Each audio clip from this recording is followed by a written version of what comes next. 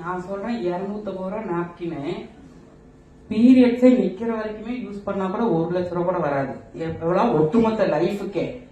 அப்புறம் அது கூட வாங்க முடியலன்னு சொல்றேன்ல, நான் தொழிலும் சொல்லித்தரேன், சம்பாதிச்சுக்கலாம், என் கூட இணைஞ்சுக்கோ, தியானமும் ஃப்ரீயா சொல்லித்தரேன், திருமூலர் என்ன சொன்னாருன்னு சொல்லித்தரேன், சிவசூத்திரத்தை சொல்லித்தரேன், வா எல்லாரும் சேர்ந்து டெவலப் ஆயிக்கலாம். வெறும் 10,000 ரூபாய் தான். 10,000 ரூபாயா? அட 10,000 ரூபாய்க்கு நீ உன்னோட வீட்டுல இருக்கிற ஒட்டுமொத்த ஆரோக்கியத்தை காப்பாத்திக்கலாம். உனக்கு பேக்கெட்ஸ் கொடுத்து தொழிலும் சொல்லித்தரேன். காலையில 5 to 6 நான் என் வீட்டுல இருக்கேன், நீ உன் வீட்டுல இரு. மெடிடேஷன். ஏன்னா அந்த தியானம் தான் என்ன மேல எடுத்துச்சு. 500 அவார்டு கொடுத்துட்டாங்க எனக்கு இந்த 5 வருஷத்துல. இந்த 5 வருஷத்துல 500 அவார்டு. அதுக்குன்னு ஒரு ரூம் வேணுமான்றது வைக்க இடம்லாம் இப்ப பாக்ஸ் போட்டு வச்சிருக்கேன். எல்லாம் ரூம் ஒண்ணு கட்டி வைக்கணும். அதுக்கு இப்ப ஒரு வேலை நடந்துட்டு இருக்குது. அதுக்கு அப்போ இது எது கொடுத்துச்சு? இறைவன் என்ன நினைச்சிட்டாருன்னா, அட இன்னொருத்தர் கவலைப்படக்கூடாது, இன்னொருத்தர் துக்கம் அடையக்கூடாது, நோக்கம் தெரிஞ்சு நீ இலக்கு தெரிஞ்சு போனேல, உனக்கு என்னென்ன வேணும் இதை புடிச்சுக்கோ. என்னென்ன கொடுத்துட்டாருங்க? ஆரோக்கியத்தை கொடுத்துட்டாரு, பேச்சு திறனை கொடுத்துட்டாரு, நட்பு வட்டம் எங்க போனாலும் தெரியுது. இன்னைக்கு 7,000ல இருந்து 10,000 பெண்கள் 10,000 ரூபாய் கட்டி இணைஞ்சிட்டாங்க. இணைஞ்சு என்னோட பயணிச்சுட்டு இருக்காங்க. அப்போ இன்னைக்கு 10,000 பெண்கள் 10,000 ரூபாய், 20,000, 50,000, 1 லட்சம், 5 லட்சம், 10 லட்சம், 50 லட்சம், 1 கோடி ரூபாய் வரைக்கும் கட்டி இன்னைக்கு என்னோட எடுத்துட்டு இருக்காங்க. எடுத்து கூட பயணிச்சு ஜிஎஸ்டி கட்டி இன்கம் டாக்ஸ் கட்டி அளவுக்கு வழங்கிட்டாங்க. ஏன் எப்படின்னா, நம்மனால ஒரு விஷயம் தெரிஞ்சிருச்சு, புரிஞ்சிருச்சு, அறிஞ்சிருச்சு, உணர்ந்துட்டோம், அனுபூதி அடைஞ்சிட்டோம்னா இன்னொருத்தருக்கு சொல்லி கொடுத்துருவோமா இல்லையா? இன்னொருத்தருக்கு அதை சொல்லி கொடுத்துட்டோம்னா அவங்களும் ஜெயிச்சிருவாங்கல்ல. முத புடவை கட்டுறதுக்கு யார் சொல்லி கொடுத்தா? நம்ம அம்மா சொல்லி கொடுத்துருப்பாங்க. பிரியாணி யார் சொல்லி கொடுத்தா? யாரோ சொல்லி கொடுத்துதானே செஞ்சோம். அப்போ 10ஆம் வகுப்பு படிச்ச கோமதி இன்னைக்கு 100 கோடி ரூபாய் வர்த்தகம் எப்படி செய்யறேங்கிறத நான் சொல்லித்தரேன். வாங்க, அத நீங்க அப்ளை பண்ணுங்க.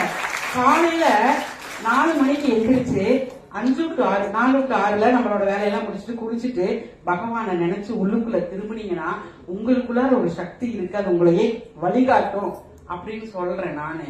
அதுக்கு என்ன தெரியுமா கமெண்ட் பண்ணுவாங்க? ஏன் 4 மணிக்கு பேப்பர் போட போறான்ல அவன்லாம் முன்னேறிட்டானா அப்படின்னு கேக்குறான். பால் கறக்க போறான்ல 4 மணிக்கு, அவன்லாம் சைக்கிள்லயே தானே பால் ஊத்திட்டு இருக்கான், அவன் 4 மணிக்கு தானே எந்திரிக்கிறான். பிரம்ம முகூர்த்தத்தை பத்தி நீங்க பேசுறீங்க. அப்ப பேப்பர் போடுற வாழ்க்கையெல்லாம் மாறிடணும் இல்ல, பால் ஊத்துற வாழ்க்கையெல்லாம் மாறிடணும் இல்ல, 4 மணிக்கு சந்தையில காய் வித்துட்டு இருக்காங்கல்ல மார்க்கெட்ல, அப்ப அவன் வாழ்க்கையெல்லாம் மாறிடணும் இல்லைன்றாங்க. இந்த லூசுங்களை எல்லாம் நான் எப்படி திருப்புறது?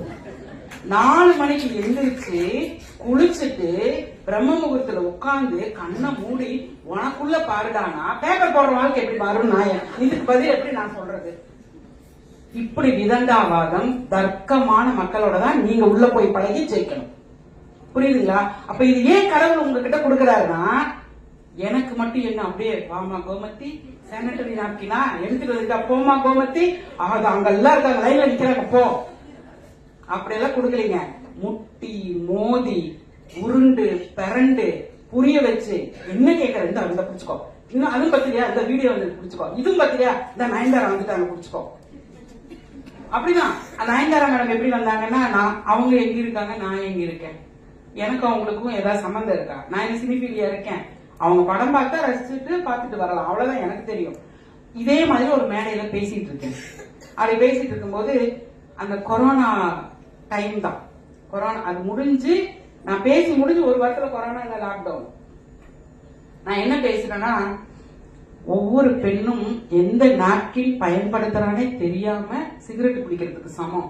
அதுல நிக்கோடின் இருக்குன்னு தெரியும், இதுல டயாக்சின் இருக்கு, ரெண்டுமே கேன்சரை வர வைக்கும், பிளாஸ்டிக் இருக்கு, சிலிக்கான் ஜெல் இருக்கு, ஆனா தெரியாம யூஸ் பண்றாங்க. தாய் தகப்பனே வாங்கி கொடுக்கறாங்க.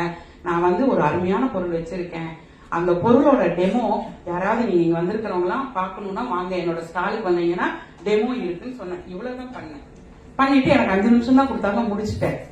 அந்த அரங்கத்துல ஒருத்தர் உட்கார்ந்து கேட்டுட்டு இருந்திருக்காரு. அதுக்கப்புறம் தான் கொரோனா வந்துச்சு. எனக்காகவே கொரோனா வர வச்சிருப்பாங்களா இருக்கு நமக்கு. நீங்க நான் என்ன சொல்றேன்னா, நீங்க ஒவ்வொருத்தரும் ஜெயிக்கணும்னு நினைச்சு இலக்கு நோக்கி பயணிச்சீங்கன்னா உங்களுக்காகவே ஒரு சூழ்நிலை கடவுள் உருவாக்கிடுவாரு. நான் பாசிட்டிவா நினைப்பேன். அப்படி எல்லாத்தையுமே நான் பாசிட்டிவா நினைப்பேன். அப்ப கொரோனா வந்துருச்சு. கொரோனா வந்து எல்லாம் எடுத்து முடிட்டாங்கல்ல, பஸ் ஓடல, சினிமா தியேட்டர் ஓடல, பாப்கார்ன் வைக்கல, கோவிலே எடுத்து முடிட்டாங்க, 5 கால பூஜையே நடக்கல.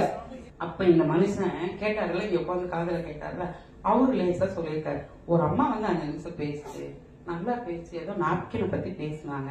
இது நான் நடத்தினா இறைவன் நடத்தினாரா? இறைவன். இந்த புள்ள தன்னந்தனியா போய் ஜெர்மனு, ஜப்பானு, சிங்கப்பூர், மலேசியான்னு போய் அலைஞ்சிட்டு வந்திருக்கு. இதுக்கு ஒரு லீடு கொடுப்போம்ப்பா, இதுக்கு ஒரு நெட்வொர்க் பண்ணுவோம்ப்பா அப்படின்னு யாரு நினைச்சா? இறைவன் நினைக்கணும், அவரு மனசு வைக்கணும். அவரு என்ன பண்ணிட்டாரு?